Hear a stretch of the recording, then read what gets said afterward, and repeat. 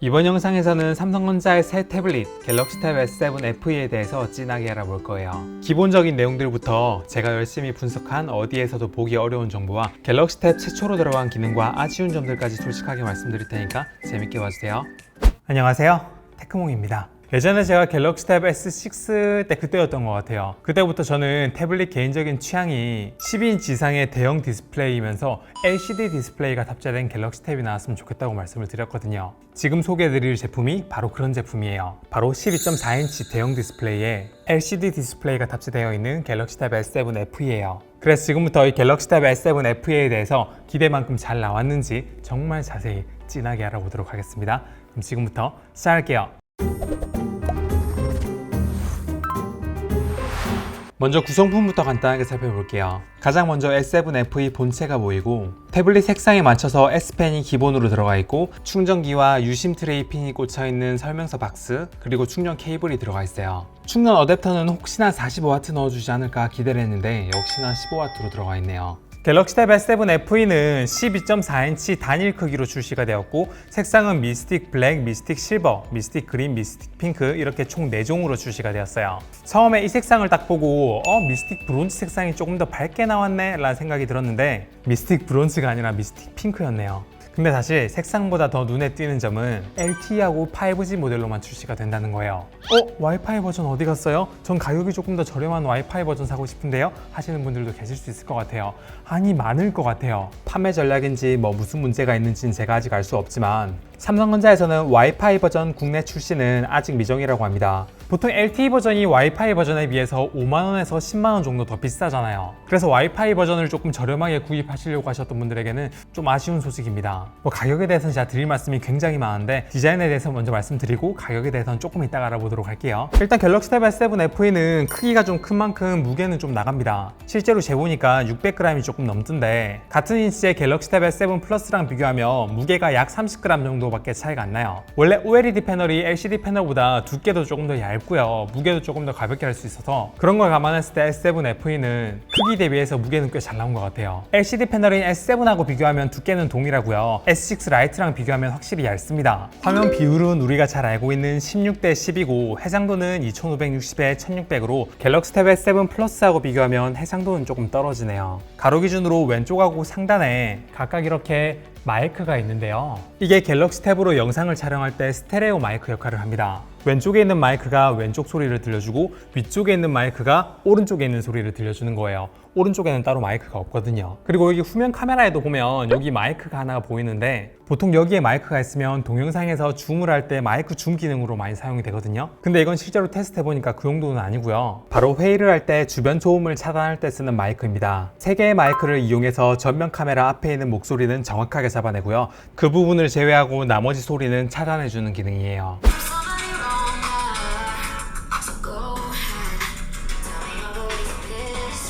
스피커를 뒤로 보내니까 저 음악 소리는 안 들리고 제 목소리만 되게 선명하게 들어가는 걸 알 수가 있어요.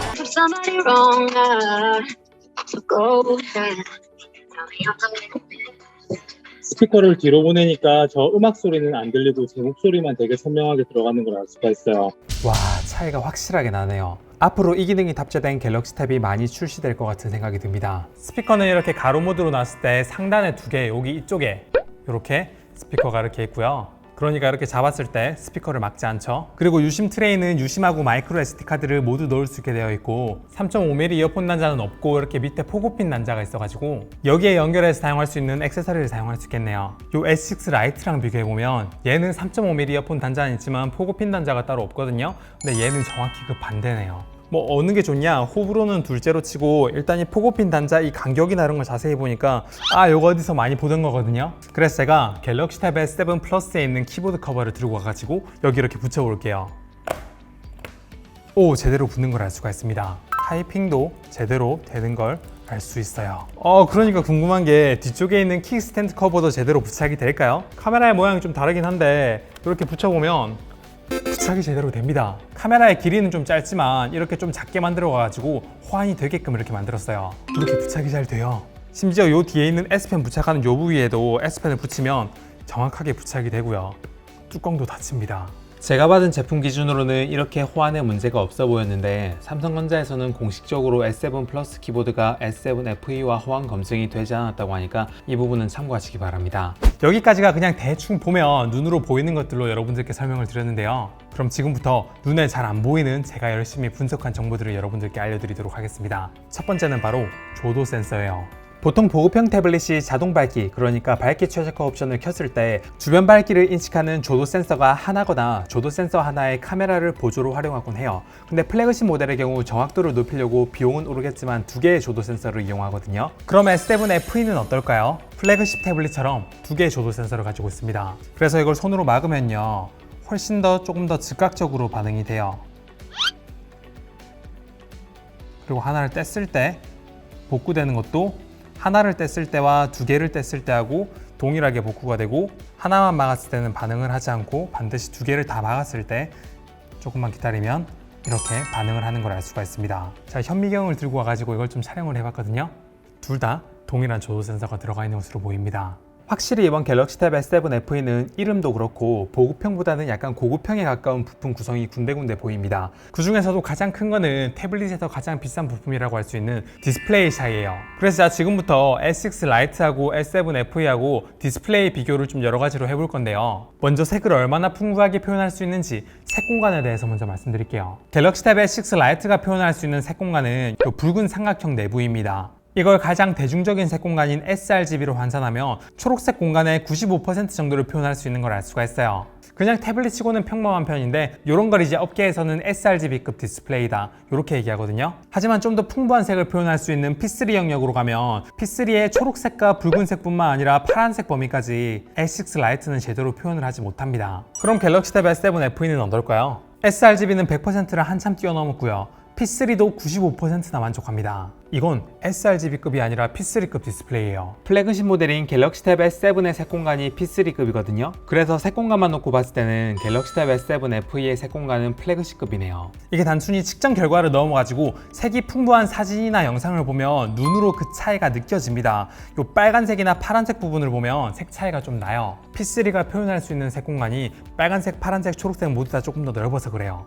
디스플레이 때문에 가격이 되게 많이 올랐겠다라는 생각이 좀 듭니다. 사실 일반 고객은 sRGB, P3 이런 거 잘 모르시는 분들도 많고 그냥 가격이 더 오른 게 훨씬 더 많이 체감이 될 수 있거든요. 그래서 굳이 P3급 디스플레이 안 쓰고 sRGB급 그대로 사용하면서 가격을 좀 더 낮췄으면 좋지 않을까라는 생각이 드는 건 저만 그런 게 아닐 거예요. 색 보정까지 하는 크리에이터 같은 경우에는 이런 P3급 디스플레이가 의미가 없진 않습니다. 있어요. 그런데 색 보정하니까 갑자기 좀 궁금한 게 있네요. 혹시 색 공간을 강제로 늘려가지고 색 정확도가 좀 떨어진 게 아닐까라는 생각이 좀 들어요. 그래서 색 정확도도 한번 측정해 보겠습니다. 색 정확도는 제 채널에서 많이 말씀드렸겠지만 처음 보신 분도 있으니까 조금 설명드리자면, 보통 델타 E라는 걸 이용해가지고 색 정확도를 표기하고 델타 E는 낮을수록 좋거든요. 3 이하면은 보통 사람의 눈으로 구별이 잘 안 되는 수준이에요. 그래서 좋은 디스플레이와 평범한 디스플레이의 기준을 델타 E가 3이 넘냐 안 넘냐로 구별하기도 하는데, S6 라이트가 델타 E가 3.4인데 S7FE는 델타 E가 3.3으로 둘 다 비슷한 수준이네요. 그럼 밝기는 어떨까요? 측정 장비로 밝기를 측정해봤는데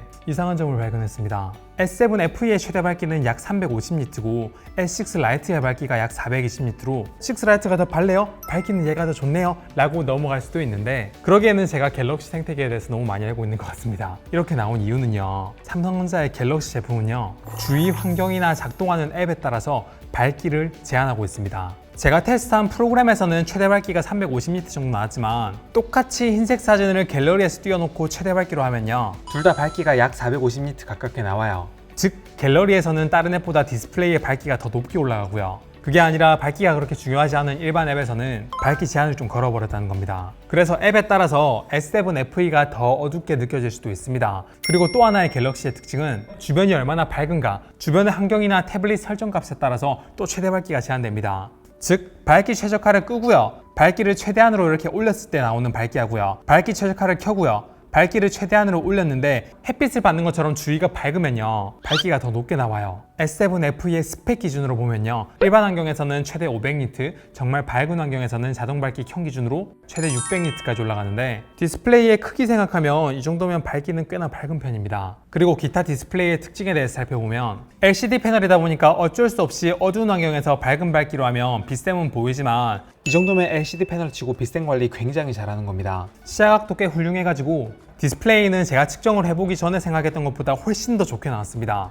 물론 딱 하나, 주사율 빼고요. 주사율이 올라가게 되면 화면이 부드러울 뿐만 아니라 필기할 때 필기 반응 속도도 더 빨라지잖아요. 아무래도 주사율이 올라가게 되면 S7이나 S7 플러스 판매량에 영향을 미칠까봐 그렇게 하지 않은 것 같긴 한데, 근데 일반 소비자 입장에서는 P3 색공간이나 화이트 밸런스 이런 것보다도 주사율을 조금 더 올려주는 게 가격 대비해서 조금 더 와닿지 않을까 라는 생각이 들 것 같거든요. 그리고 앞서 주사율이 올라가게 되면 화면도 부드러워지지만 펜 반응 속도가 빨라진다고 말씀드렸잖아요. 그러면 60Hz가 120Hz보다 2배나 느리니까, 그러면 진짜 2배 차이가 날까? 그리고 같은 60Hz인 6 라이트하고 7FE하고 비교하면 필기 레이턴시의 차이가 있을까? 궁금해서 테스트를 한번 해봤습니다. 예상하신 거랑 같이 7FE하고 6 라이트는 동급의 레이턴시를 가지고 있고 눈에 띄는 차이가 없어요. 120Hz의 S7 시리즈랑 비교하면 확실히 슬로우 모션 기준으로는 차이가 꽤 납니다. 근데 1배속으로 보면 그렇게 차이가 많이 나나? 싶을 정도고 충분히 S7FE도 빨라요. 그리고 어떤 점에서는 7FE가 120Hz 디스플레이를 가지고 있는 7 시리즈보다 나은 점도 있어요. S7이나 7 플러스로 필기 많이 해보신 분들은 아실 거예요. 필기할 때 포고핀 단자에서 느껴지는 발열입니다. S7FE도 포고핀의 단자가 똑같은 곳에 있으니까 과연 동일한 문제가 있는지 궁금했어요. 나라를 사랑하는 마음으로 애국가를 1절까지 쓰고 2분 후에 온도를 측정해봤는데요. S7FE는 S7 시리즈와 동일한 발열 문제가 없었습니다. 둘 다 포고핀 단자 쪽에서 온도가 제일 높긴 한데 최대 온도가 한 4도 정도 차이가 나죠. 필기 양이 많아지면 더 차이가 날 수도 있을 것 같습니다. 사실 그 이유는 테스트해보기 전에도 저는 알고 있었어요. 바로 주사율 때문이에요. 120Hz를 지원하게 되면 그거에 맞춰가지고 지원 속도를 짧게 하려다 보니까 AP가 막 돌아가면서 머리가 아픈가 봐요. 그러면서 열이 나나 봐요. 그래서 S7 시리즈도 그런 거 싫어하시는 분들은 120Hz를 일부러 필기에 켰을 때만 끄는 그런 설정을 적용하시는 분도 계시거든요. 그래서 좀 웃긴 얘기긴 한데 S7FE는 주사율이 낮은 대신에 발열은 확실히 더 잘 관리가 됩니다. 그리고 스피커 성능도 한번 비교해봐야죠. 둘 다 돌비 앰모스를 지원해요. 근데 켜놓고 최대 볼륨으로 테스트해보면 조금 갸우뚱하실 수도 있어요. 왜냐하면 6 라이트의 볼륨이 조금 더 크게 느껴지기 때문이에요. 일단 스펙상 출력은 6 라이트가 1.2W, 7FE가 1.6W인데 반대로 데시벨을 측정해보면 S6 라이트가 더 높아요. 근데 확실한 차이가 있어요. 6 라이트는 볼륨을 최대한으로 올렸을 때 그 볼륨을 감당하지 못해가지고 좀 찢어지는 소리가 난다면요, 7FE는 그만큼 볼륨이 높게 올라가진 않지만 최대한으로 볼륨을 올려도 6 라이트처럼 많이 찢어지진 않아요. 7FE가 보컬의 목소리가 조금 더 선명하게 들리고요, 밸런스도 얘가 더 낫습니다. 최대 볼륨은 둘째치고 품질에서 7FE의 승리예요.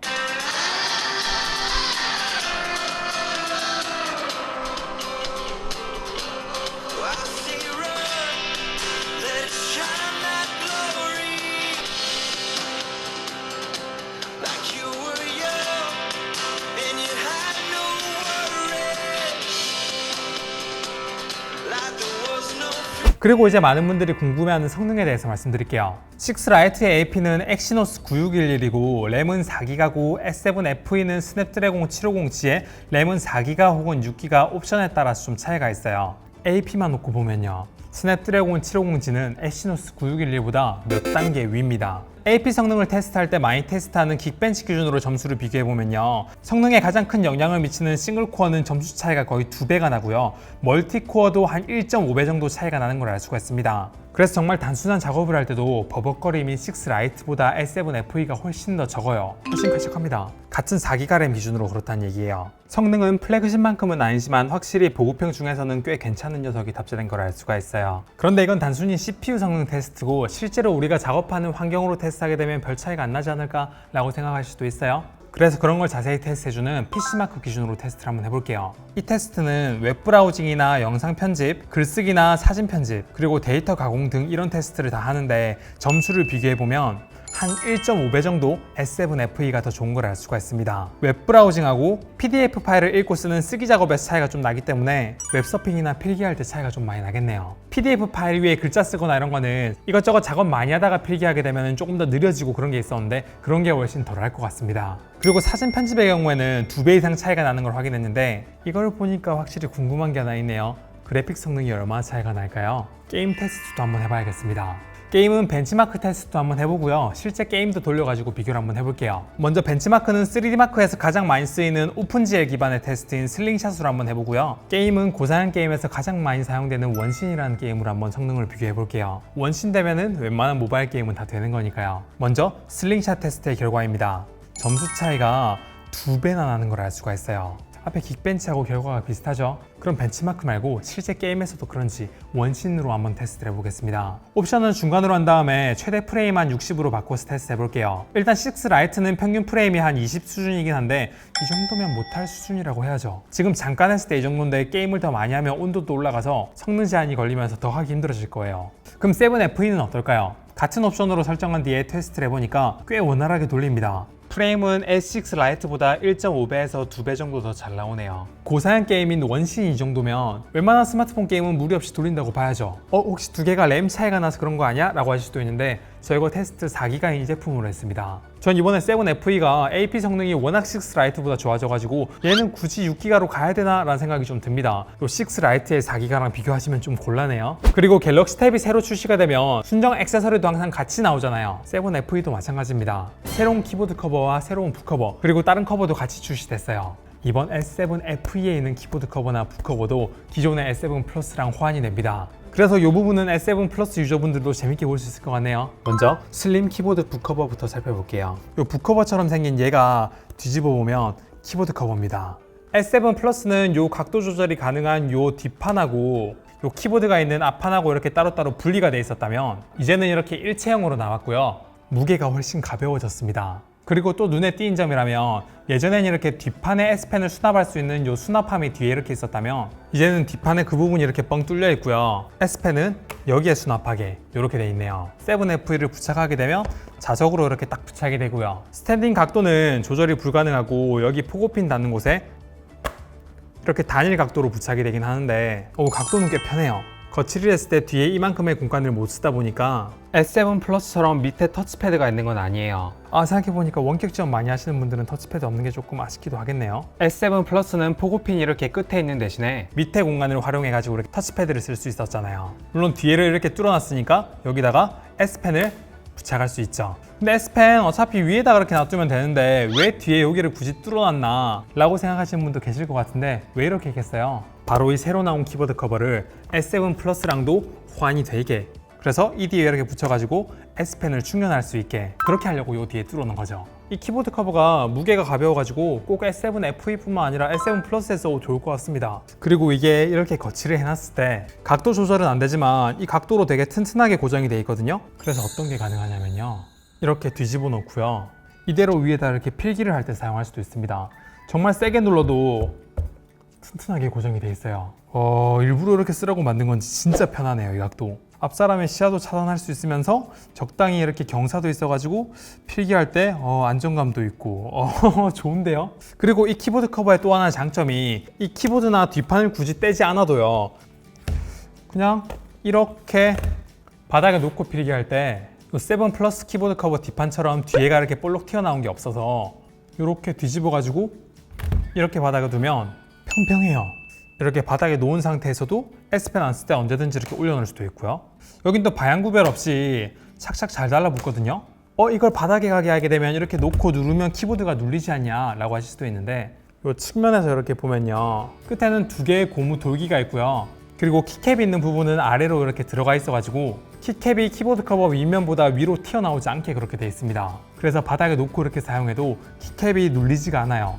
와, 진짜 이번 키보드 커버 잘 만들었네요. 그리고 또 눈에 띄는 점이 하나가 있는데, 여기 키보드 부분을 자세히 보면 펑션키 누르고 F6번 여기 보면 못 보던 아이콘이 있어요. 원래 여기는요, 갤럭시 탭 S7 플러스를 보면 터치패드 잠금이 있거든요. 근데 얘는 터치패드가 없으니까 그거 대신에 무선 키보드 공유 기능이라고 하죠. 그게 여기 F6번에 있네요. 다른 스마트폰이나 블루투스 기기에 이 키보드를 사용할 수 있게 단축키로 바로바로 넘어갈 수 있게 무선 키보드 공유 기능이 여기 있다는 거는 터치패드 없는 부분에 굉장히 실용적인 키가 들어갔다 라고 생각을 합니다. 키보드 커버 외에 북커버 같은 경우에는 그렇게 감흥이 크진 않아요. 부착력은 충분히 강하고요. 각도 조절 같은 경우에는 일단 2단 이렇게 2가지로 된다는 점, 그리고 무게가 가볍다는 점, 뒤쪽에 이렇게 뚫려 있는 디자인으로 되어 있다는 점, 이렇게 커버를 닫았을 때 기준으로 요 유동은 훨씬 적네요. 키보드 커버는 이 유동이 조금 컸거든요. 그래서 참 북커버 잘 만들긴 참 예전부터 참 잘 만들었다라는 생각이 들고, 저 이 디자인의 북커버 예전에도 칭찬한 적이 있으니까 뭐 더 이상 요거에 대해서는 얘기 안 하고요. 이번에 완전히 새롭게 나온 커버에 대해서 하나 말씀드릴게요. 지금 북커버하고 키보드 커버 같은 경우에는 S7 플러스하고 S7 FE랑 호환이 되거든요. 근데 요 커버는 S7 FE 전용입니다. 카메라 홀 크기 보시면 대충 짐작이 오시죠? 이거의 정식 명칭은 프로텍티브 스탠딩 커버인데요. 스탠딩이란 이름이 들어간 건 왜 그러냐면 뒤쪽에 요렇게 각도를 조절할 수 있는 프리스탑 힌지가 있기 때문이에요. 제품은 굉장히 탄탄하고요. 안에 탭 S7 FE를 이렇게 넣으면 빡빡빡 소리가 나면서 이렇게 들어가는데 굉장히 제품 보호를 잘해줄 것 같죠. 요 상단을 보시면 S펜을 보관할 수 있는 수납 공간이 이렇게 따로 있어요. 왜냐하면 이 커버를 씌우면 여기에 S펜이 자력으로 굉장히 약하게 달라붙거든요. 그러니까 여기에 이렇게 수납 공간이 있다는 거는 굉장히 좋은 거죠.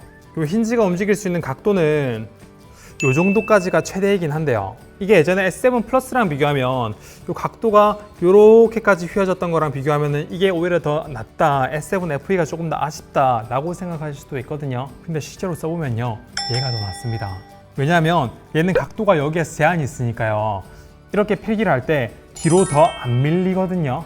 근데 얘는요, 보시면 아시겠지만 누르면은 이렇게 밀려요. 그래서 저는 각도가 요 각도가 더 마음에 듭니다. 물론 거의 눕혀서 못 쓰지 않냐 라고 할 수도 있는데, 그거는 반대로 이렇게 이 부분만 이렇게 약하게 한 다음에 뒤집어 가지고 이렇게 놔두면 무게 때문에 내려가네요. 어쨌든 상단에 S펜 보관하면은 가운데 마이크 부분이 있어가지고 이 마이크는 S펜을 넣으면 마이크는 막히지만 스피커는 이렇게 안 막히고요. 이 프리스탑 힌지가 기존에 있었던 S7 플러스의 프리스탑 힌지보다 훨씬 더 좀 뻑뻑하고, 확실히 이번 S7 FE의 새로 나온 키보드 커버라든지 이 프로텍티브 스탠딩 커버가 둘 다 되게 잘 나왔네요. 이 제품의 가격은 4만 원이 조금 넘는다 그러는데 사용 환경에 따라서 좀 터프하게 쓰시는 분들은 요거 되게 괜찮은 것 같습니다. 단 무게는 조금 나가네요. 그 외 나머지 부분에서 눈에 띄는 점이 있다면 바로 배터리입니다. 배터리의 용량은 S7 플러스랑 동일하게 1000mAh가 조금 넘고요. 배터리 충전 속도는 최대 45W까지 지원을 합니다. 6 라이트가 약 7000mAh의 충전 속도가 최대 15W였잖아요. 근데 저는 이 배터리에서 조금 더 제가 마음에 드는 부분이 하나 더 있는데, 그건 바로 배터리 시간입니다. S7 플러스랑 배터리 용량이 똑같은데 왜 배터리 시간에 대해 얘기하는 거예요? 라고 하실 수도 있는데요. LCD 디스플레이 패널은요, 다른 건 몰라도 흰색 화면이 떠있는 뭐 필기라든지 웹서핑 이런 거 할 때 배터리가 OLED보다 훨씬 더 오래 갑니다. 화면 크기와 배터리 용량은 좀 차이가 있지만 LCD 패널이 탑재된 S7 같은 경우에는 인터넷 최대 사용 시간이 15시간이었고요. S7 플러스의 인터넷 사용 시간이 최대 8시간밖에 안 돼요. S7 FE는 12시간입니다. 흰색 화면을 띄워놓고 웹서핑이나 필기를 많이 하시는 분들한테는 안 그래도 주사율이 120Hz가 안 들어간 덕분에 어쨌든 그것 때문에 배터리가 더 오래 가는데, 이런 LCD 패널이란 특성 때문에 배터리가 S7 플러스보다 여러 가지 환경에서 더 오래 갈 것 같네요. 그래서 기본적으로 설명드리고 싶은 부분은 여기까지 설명을 다 드렸거든요. 부가적으로 소프트웨어에 대한 것도 간단하게 설명을 드리면요, 결론부터 말씀드리면 플래그십에서 지원하는 소프트웨어들은 거의 다 지원을 합니다. 당연히 카카오톡 지원하고요. 이 영상에서 설명을 드렸던 스마트폰, 태블릿, 클립보드 동기화라든지 앱 계속해서 사용할 수 있는 핸즈오프도 지원하고요. 특히 눈에 띄는 건 요 6 라이트에서 지원하지 않았던 세컨드 스크린 기능이 요 7 FE에서 적용된다는 거는 되게 좋은 것 같아요. 이걸 좋다고 해야 되나, 아니면 이 6 라이트에 세컨드 스크린이 안 들어간 걸 좀 안 좋다고 해야 되나. 어쨌든 이 정도 화면 크기를 가지고 있는데 세컨드 스크린이 안 들어갔다고 하면은 저 되게 좀 화가 날 뻔했어요. 그리고 이 세컨드 스크린 활용하는 방법도 여기에서 제가 자세히 설명드린 적이 있으니까 윈도우하고 어떻게 동기화가 되는지 그것도 거기서 보시면 좋을 것 같고요. 거기에서 영상회의 할 때 상대방에게 화면 공유하는 기능까지 설명드렸거든요. 안 보신 분들은 꼭 보시면 좋을 것 같아요. 그리고 제가 예전에 이 영상에서 삼성 덱스 모드에 대해서도 자세히 설명드렸는데, 이 제품도 이렇게 내려서 보게 되면 자체 덱스 모드를 지원하고요. 그 외에 뭐 삼성 노트가 예전보다 많이 좋아지긴 했지만 그래도 유료로 되는 노트 쉘브가 S7 플러스나 이런 데 지원했는데 여기에 지원 안 해주면 또 아쉬우니까 그런 것도 지원을 하고요. 그림 그리는 분들을 위한 클립 스튜디오 6개월 이용권도 제공을 합니다. 그리고 예전 갤럭시 탭 S7 리뷰 영상에서 보여드렸던 그래픽 툴 캔바도 무료로 제공합니다. 그리고 뭐 S가 붙었으니까 굿락도 지원을 하고요. 그리고 출시일 기준으로 메이저 안드로이드 업데이트 3번까지 지원하니까 확실히 지금 시점에서 큰 화면을 원하신다면 6 라이트를 구입하시는 것보다 이 7 FE가 훨씬 더 향후 보장 측면에서도 좋을 것 같습니다. 근데 이 7 FE가 그런 건 있겠네요. 얼굴 인식은 지원을 하는데요, 지문 인식이 따로 지원을 하지 않다 보니까 여기에 삼성 패스 기능을 따로 사용할 수가 없네요. 요건 조금 아쉽습니다. 전 삼성 패스에 단축명 영어들을 되게 많이 넣어놓거든요. 그럼 이제 이 제품에서 여러분들이 어쩌면 가장 관심 있어야 할 만한 가격 부분에 대해서도 얘기를 해볼 건데요. 그래서 이걸 표로 정리하게 되면 이렇게 세 가지 모델로 나뉘고 출고가가 각각 이렇게 되는데요. 저도 그랬고 많은 분들이 갤럭시 탭 S7 FE는 디스플레이만 S6 라이트보다 좀 더 크고 120Hz나 90Hz를 지원하고 성능만 소폭 향상시켜서 가성비로 나오길 바랬을 것 같아요. 하지만 지금 보니까 초기 출시에 와이파이 버전이 빠지고 예상보다 성능하고 디스플레이 품질이 많이 향상되고 플래그십급 조도 센서에 플래그십급 소프트웨어 지원, 플래그십에도 안 들어갔던 3마이크 잡음 제거 기능까지 들어갔습니다. 그러다 보니 보급형도 아니고 플래그십도 아닌 중고급형으로 나와서 출고가가 예상보다 높게 보이는 건 저만 그런 게 아닐 겁니다. 그래서 얼마에 구입할 수 있는가가 정말 중요할 것 같아요. 그럼 이제 중요한 거는 프로모션이겠죠. 얼마나 할인을 해주냐가 중요할 것 같은데요. 일단 어디에서든 받을 수 있는 공통 구매 혜택이 이렇게 있고요. 삼성닷컴 단독 혜택도 이렇게 있는데 삼성 공식 홈페이지에 이렇게 라이브 방송에서 깜짝 혜택을 제공한다고 하니까 여기나 오픈마켓에서 가격이 얼마나 나오는지가 관건이겠네요. 할인이나 혜택이 좀 많이 좋았으면 좋겠습니다. 좋은 소식 알게 되면 공유 드릴 수 있도록 하겠습니다. 자, 영상이 굉장히 길었는데 사실 이거 외에도 말씀드릴 게 굉장히 많았거든요. 그래도 줄여가지고 하고 싶은 말만 남겼는데 이 정도였는데 그래도 영상에서 왜 이거 안 다루냐 이거 안 다루냐 막 이런 식으로 화내지 마시고 제가 다른 영상도 마찬가지로 제품 직접 구입한 다음에 앞으로도 영상 이거 관련된 거 궁금한 거 있으시면 계속 찍을 거니까 궁금한 거 있으시면 댓글로 남겨주시고요. 제가 아는 내용은 바로 답변 드리고 모르는 내용은 실제품 받으면 테스트 해보고 여러분들께 알려드릴 수 있도록 하겠습니다. 네, 이번 영상은 여기까지고요. 긴 영상 시청해주셔서 감사합니다. 영상 괜찮았으면 구독, 좋아요 부탁드려요. 감사합니다. 테크몽이었습니다.